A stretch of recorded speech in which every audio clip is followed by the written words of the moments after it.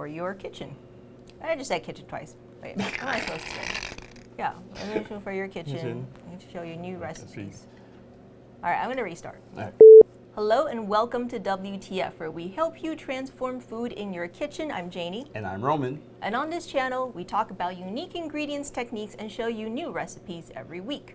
Now this week, we are doing a brand new recipe for Roman's black honey garlic ice cream. And if you're like, that sounds amazing, it is. Yes. And it's a really great base for a lot of different dishes. And Roman's gonna tell you exactly how do you make this black garlic honey base, and then how do we turn that into an amazing ice cream.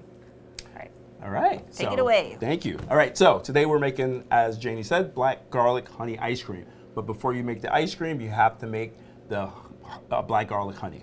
So in front of me, I have 3 mason jars, and step by step, I'll show you the process of how we do it.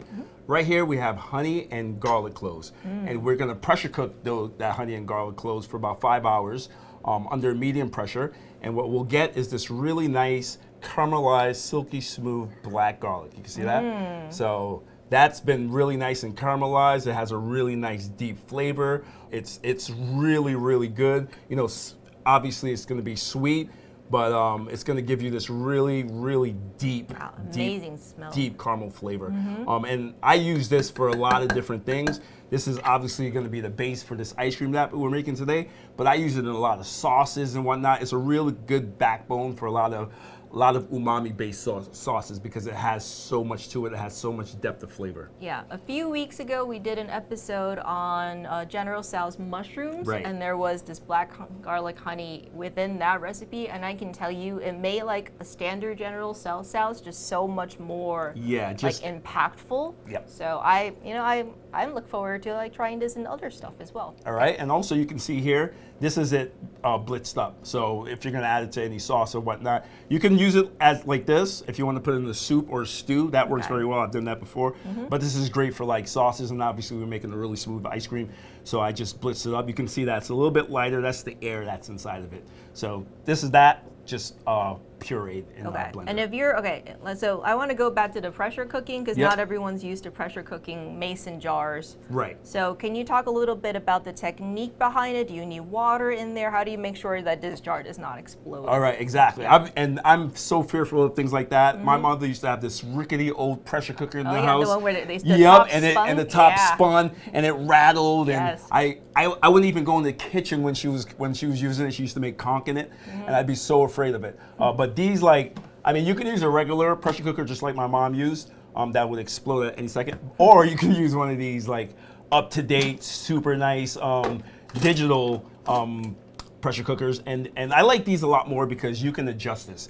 There's 2 settings on this particular one. It's a high pressure and then low pressure. And I use the low pressure for these. Now, it also comes with one of these because you don't want to put your jar directly in there because the heat from the bottom will probably blow that jar right up. All right? Yeah, that's what I was So what you want to do is you want to put this on the bottom, and then you want to sit your loosely.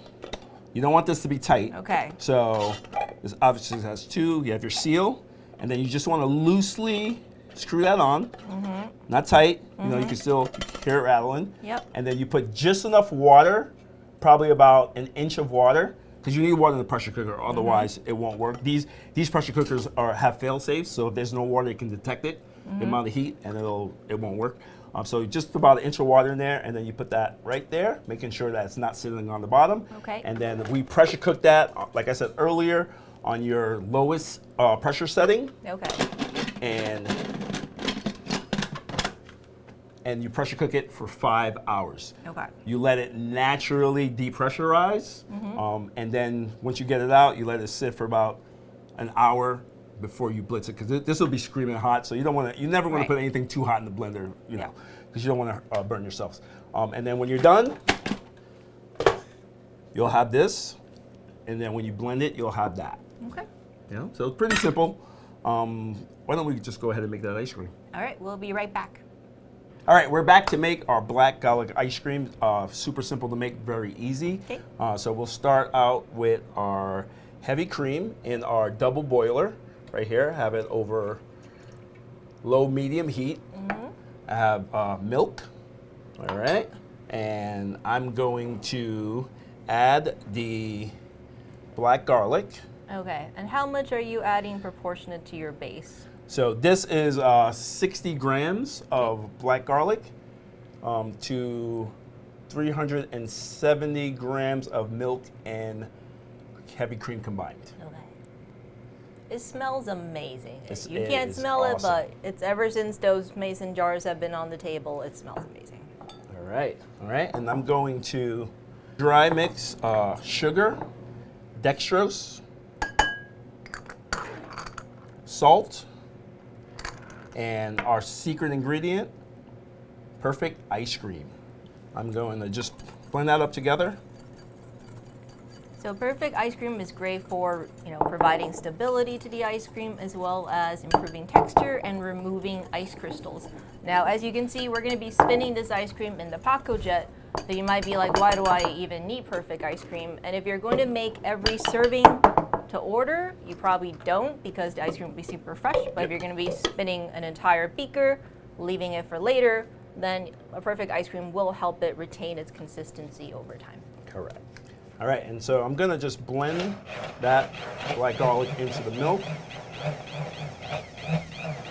And then I'm going to slowly add the dry as I'm spinning it. All right, and what are you heating this mixture up to? Bringing it up to 85 degrees Celsius. That'll temper the eggs, but it'll also activate the perfect ice cream. I'm going to continue to blend it. You can use a whisk if you have a whisk, but you don't really want the egg yolks to settle because they might burn. But I mean, we're using a double boiler, so you should be safe. Okay. All right, as you can see, our ice cream is going into the Paco Jet, and it's going to spin twice in order to make sure we have the smoothest consistency.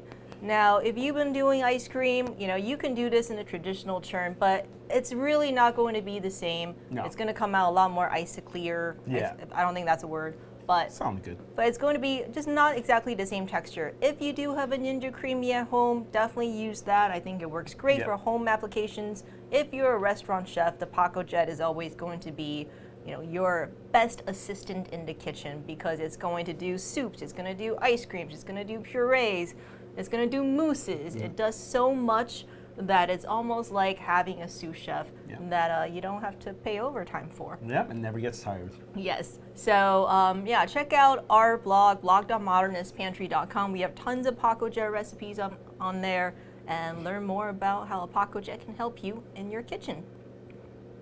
Okay.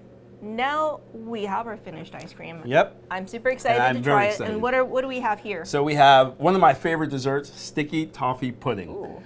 I like this because this is like one of the first desserts that I made when I first moved to Maine and worked at the White Barn Inn. I was like, the first time I heard it, I was just like, sticky toffee pudding? That's not pudding, that's a cake. But it's from the UK, and they'll just do just about anything. All right, so let's scoop this guy out and let's try it. Actually, I'm very excited to, even though I've had it 100 times, but I'm always excited to have some of this. Great. That is a nice. There you go. Okay. All Well, right. You go first. I'm gonna get like a bite with the pudding and the ice cream in one. All right. All right, and then I Ooh. will take a turn. This looks so good. Mmm. I love that ice cream. It gives the highest Asian compliment, not too sweet. Yep. Definitely not too sweet. It's like this very delicate line between a sweet and savory dessert. Yes. And because you get like the sugar and the dextrose, but it's very mild, and then you have this like just depth of flavor is the only way I can describe it because you get the honey. I get a lot of honey. You get a lot of honey. You get a little bit of the garlic, but if you didn't know this was black garlic You honey have ice no cream, idea it was you'll be black like, garlic. what am I eating right now? But it's so good.